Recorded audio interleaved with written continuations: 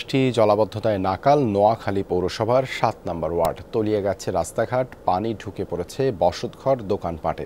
চরম ভোগান্তিতে দিন কাটাচ্ছেন পৌরবাসী। অভিযোগ, খাল দখল ও পরিকল্পিত ড্রেনেজ ব্যবস্থা না থাকায় এই দুরবস্থা। সিলন ফ্যামিলি ব্লেন্ডের কড়ালিকার আর সতেজ স্বাদের পারফেক্ট ব্লেন্ডে স্বপ্নেরা মেলুক টানা। নোয়াখালী পৌরসভার ৭ নম্বর ওয়ার্ড, বৃষ্টিতে পানিবন্দী নিচু এলাকা, দুর্ভোগ সীমাহীন।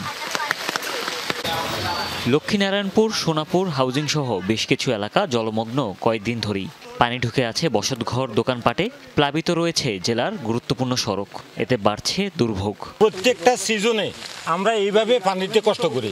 আমাদের বাচ্চারা, আজকে সকালে আমার বাচ্চাকে আমি কাঁধে করে এখানে আনছি, আবার দুপুরবেলা কাঁধে করে বাসায় নিয়েছি। খালি জায়গাগুলো ভরাট হয়ে গেছে এবং এখানে যেখানে সেখানে বিল্ডিং হয়ে যেখান দিয়ে পানি নামতো, ওই পানি নামার রাস্তাটা এখন ভরাট হয়ে গেছে। ঘরের ভিতরে পানি, চুলের ভিতরে পানি, চলাহিরা করতে মারিয়ে না, রান্নাবাড়ি করতে মারিয়ে না। স্থানীয়রা বলছেন এই ওয়ার্ডটিতে বেহাল ড্রেনেজ ব্যবস্থা, জলাধারগুলো দখল হয়ে আছে, এতে নামছে না পানি।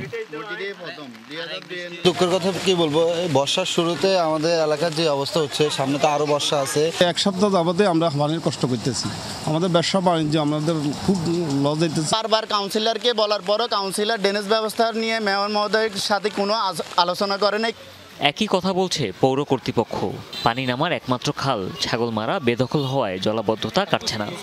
4 লেনের কারণে অনেকগুলো এই যে ড্রেনেজ ব্যবস্থা হচ্ছে নষ্ট হয়ে গেছে। তো আশা করছি অচিরেই হচ্ছে এই যে রোডসের মাধ্যমে এবং অন্যান্য ডিপার্টমেন্ট যারা আছে তাদের সহায়তার মাধ্যমে আমাদের যদি এই ড্রেনগুলো হচ্ছে কমপ্লিট করে দেয় নোয়াখালীতে, আশা করি হয়তো অতিবৃষ্টি হলে পানি একটু হবে, বাট হচ্ছে এরপর কিন্তু পানি সাথে সাথে হচ্ছে নেমে যাবে। এরই মধ্যে শহরের আশেপাশের 161 কিলোমিটার খাল খনন করেছে পানি উন্নয়ন বোর্ড। তবুও ভোগান্তি রয়েই গেছে। হুমায়ুন রশিদ, যমুনা নিউজ।